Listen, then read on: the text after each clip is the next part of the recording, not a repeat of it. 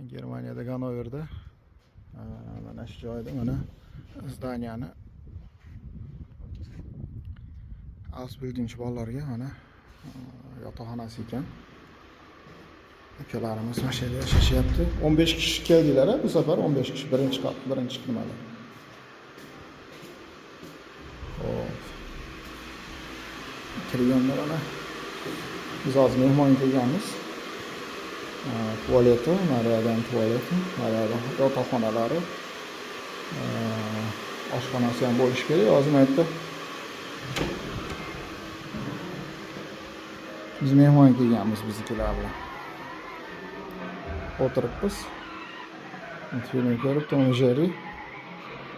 Tom Jerry Germaniyada ham Tom Jerry. Velosipedlari bolalarda. Sharoitlar dahshat. 1050 euro ekan Ausbildung. O'qish ham ish bularda. Bizali kollejlarga, kasb-hunar kollejiga o'xshaydi.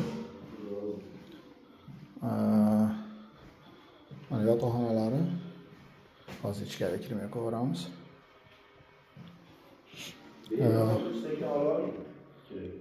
İçkariga kiraveram bolalar.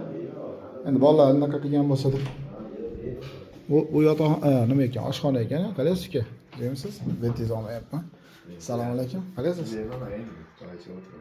Mana oshxonasi ekan. Ausbildung bolalar Berlin sentrumdan kelishgan. Berlin sentrum bu firma bilan yo'l qurilish firmasi bilan B1 sertifikati bilan nimaga olgan. Hop, mana yotoqxona. 2 kishilik xona, 1 kishilik xonalar bor ekan. 2 kishilik, 1 kishilik xonalar. Bolalar mana joy namozlari bilan chiroyli, mashaalloh.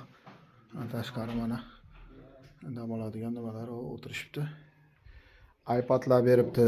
Qo'liga 300 yevrodan pul beribdi kelganiga. Karmanniy расход deydi-yu.